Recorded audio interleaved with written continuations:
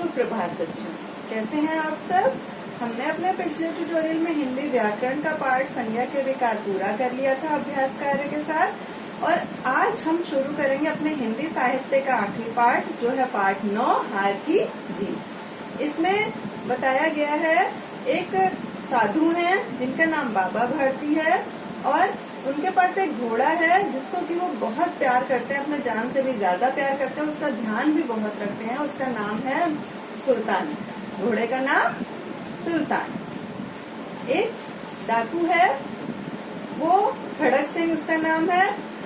वो इस घोड़े की कीर्ति मतलब प्रशंसा सुनता है और उस घोड़े को लेने की बहुत उसके मन में लालसा उत्पन्न होती है, और वो घोड़ा प्राप्त भी कैसे कर लेता है ये इसमें बताया गया है। और घोड़ा मिलने के बाद भी उसका हृदय परिवर्तन कैसे होता है ये बताया गया है। तो चलिए हम अपना पाठ शुरू करते हैं। पाठ 9 हार की जीत। पाठ 9 हार की जीत। पाठ परिचय। सुदर्शन द्वारा लिखित प्रस्तुत कहानी में बाबा भारती को अपने अनोखे घोड़े से बहुत लगाव था। मतलब ये कहानी किसने लिखी है? सुदर्शन जी ने। लेखक कौन है? सुदर्शन। और ये कौन सी विधा है? कहानी। उनके अनोखे घोड़े की चर्चा डाकू खड़क सिंह भी सुनता है। वह धोखे से घोड़ा ले जाता है, परंतु बाबा भारती की एक बात से डाकू खड़क सिंह का हृदय परिवर्तन हो जाता है और वह घोड़ा लौटा देता है।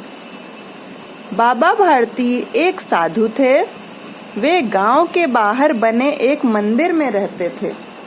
माँ को अपने बेटे और किसान को अपने लहलहाते खेत देखकर जो आनंद आता है, वही आनंद बाबा भारती को अपना घोड़ा देखकर आता था। मतलब इसमें क्या बता रहे हैं कि बाबा भारती अपने घोड़े को कितना प्यार करते हैं। जैसे कि एक माँ अपने बेटे को प्यार करती है, उसका ध्यान रखती है, या किसान अपने खेतों का ध्यान रखता है, खूब मन लगा के उस खेत में काम करता है, और जब वो फसल उग जाती है, बड़ी बड़ी हो जाती है, तो वो हवा से लहलाती है, तो उसको देखकर उसे जो खुशी मिलती है, या बेटे को देखकर माँ को जो खुशी होती है, वही खुशी बाबा भारती को अपना घोड़ा देखकर होती थी। भगवत भजन से जो समय बचता, मतलब साधु थे तो वो भगवान का भजन भी करते रहते थे, तो भगवान का भजन करने के बाद जो भी समय बचता था वह घोड़े को अर्पण हो जाता था। मतलब वो सारा समय वो अपने घोड़े को देते थे, उसकी सेवा में ये सब। वह घोड़ा बड़ा सुंदर था, बड़ा बलवान, मतलब बहुत बलवान भी था, ताकतवर। उसके जोड़ का घोड़ा सारे इलाके में ना था। बाबा भारती उसे सुल्तान कहकर पुकारते, मतलब बुलाते थे। क्या कहकर? सुल्तान। अपने हाथ से दाना खिलाते और देख देख कर प्रसन्न होते थे।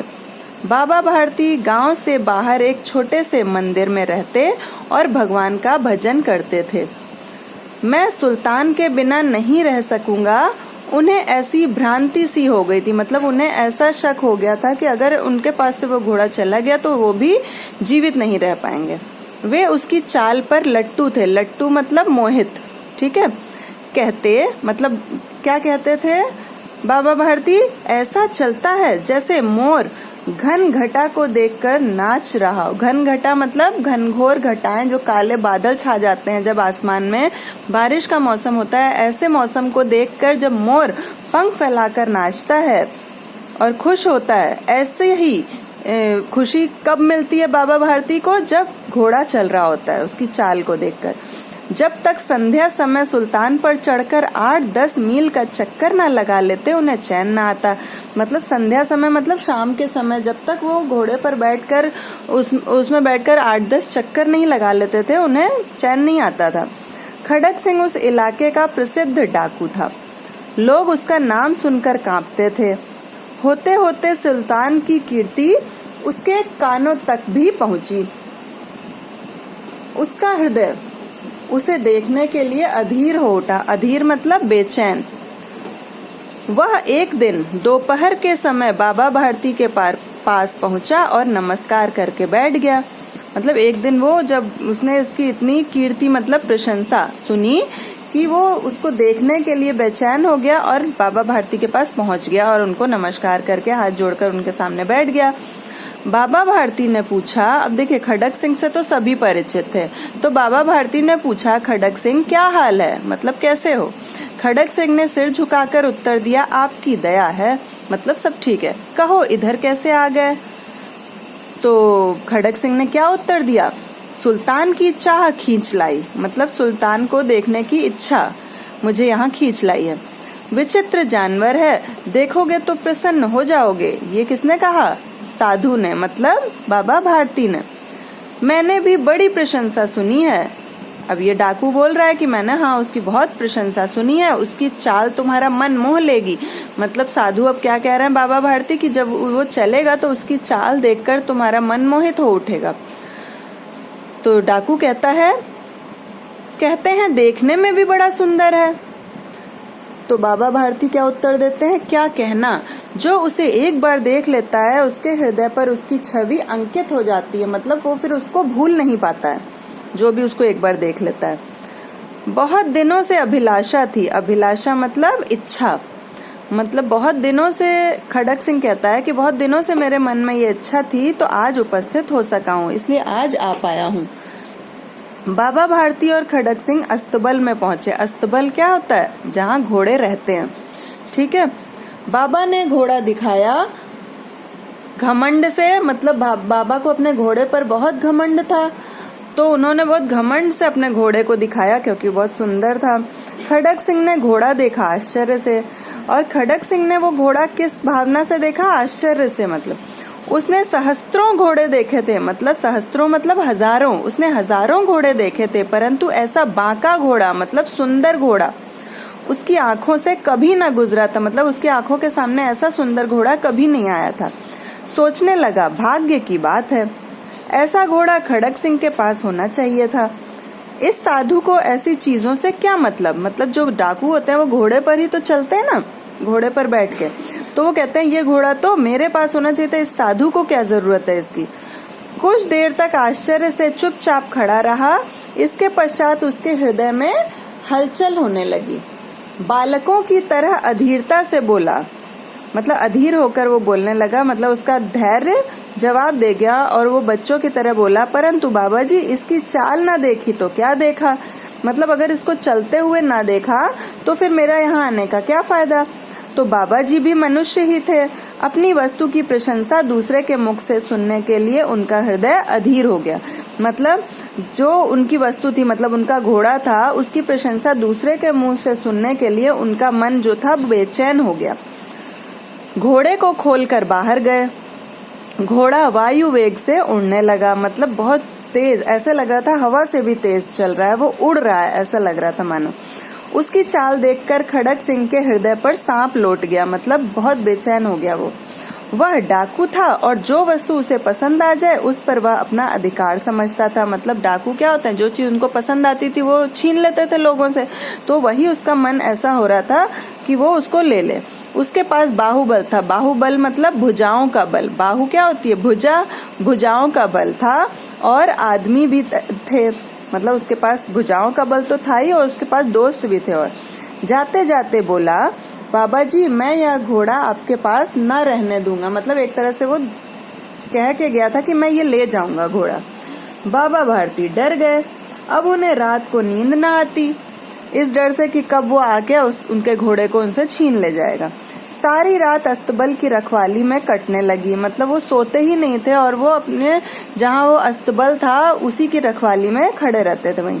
प्रतिक्षण मतलब हर पल खड़क सिंह का भय लगा रहता, डर लगा रहता, परंतु कई मास बीत गए और वह न आया, मतलब कई महीने बीत गए और डाकू नहीं आया वो घोड़ा लेने। यहाँ तक कि बाबा भारती कुछ असावधान हो गए, मतलब बाबा भारती को भी लगने लगा कि हाँ अब वो नहीं आएगा, और वो उतने सावधान अब नहीं रह गए और इस भय को स्वप्न के भय की तरह मिथ्या समझने लगे। मिथ्या मतलब झूठ समझने लगे। संध्या का समय था, मतलब शाम का समय था। बाबा भारती सुल्तान की पीठ पर सवार होकर घूमने जा रहे थे। इस समय उनकी आंखों में चमक और मुख पर प्रसन्नता थी, क्योंकि उनको सबसे अच्छा समय कब लगता था? जब वो घोड़े पर बैठकर 8-10 चक्कर जब तक नहीं लगाते थे उनको चैन नहीं पड़ता था, तो वो जब चक्कर लगाते थे उस पर बैठकर तो वो सबसे खुश होते थे। तो वही कह रहे हैं कि इस समय उनकी आंखों में चमक और मुख पर प्रसन्नता थी। कभी घोड़े के शरीर को देखते, कभी उसके रंग को, और मन में फूले ना समाते। मतलब कभी घोड़े के शरीर को पूरा नजर डाल रहे थे वो अपने घोड़े पर, और कभी उसके सुंदर रंग को देखते थे और बहुत खुश होते थे। सहसा एक ओर से आवाज आई। सहसा मतलब अचानक। एक ओर से आवाज आई, ओ बाबा, इस कंगले की सुनते जाना। मतलब कंगले मतलब कंगाल, जिसके पास धन ना हो, मतलब गरीब। इस गरीब की तो सुनते जाना। ठीक है, यहाँ तक आज हम पढ़ेंगे। इसके बाद हम अपने अगले ट्यूटोरियल में पढ़ेंगे। तो अभी तक जो आपने पढ़ा उसके आधार पर मैं आपसे कुछ प्रश्न पूछती हूँ, आप उसका मुझे उत्तर देंगे कि बाबा भारती का जो घोड़ा था उसका क्या नाम था? हाँ, सुल्तान, बिल्कुल ठीक है। और ये जो कहानी है हार की जीत, इसके लेखक कौन है? सुदर्शन जी, बिल्कुल ठीक। अच्छा, और बाबा भारती को कैसी मतलब भ्रांति हो गई थी? हाँ, कि वो अपने घोड़े सुल्तान के बिना नहीं रह सकेंगे, बिल्कुल ठीक है। अच्छा, जब घोड़े पर वो चक्कर लगाते थे तो किस समय लगाते थे? वो दिन के किस समय लगाते थे? दिन में, प्रातः या दोपहर, ऐसे कब लगाते थे? हाँ, संध्या के समय, मतलब शाम के समय, बिल्कुल ठीक। बाबा भारती से मिलने एक दिन कौन आया? हाँ, बिल्कुल सही है, डाकू खड़क सिंह। और डाकू खड़क सिंह आया क्यों? हाँ, सुल्तान को देखने की इच्छा के कारण। अच्छा, क्या बाबा जी मैं यह घोड़ा आपके पास ना रहने दूंगा, ये किसने किससे कहा? खड़क सिंह ने बाबा भारती से, बिल्कुल ठीक है। हाँ, तो आज आपका ट्यूटोरियल यहीं तक है। इसको ध्यान से पढ़ेंगे और जितना मैंने ये रेखांकित किए हैं शब्द, इनके वाक्य प्रयोग करेंगे। सब अपना ध्यान रखेंगे और पढ़ते रहेंगे। धन्यवाद।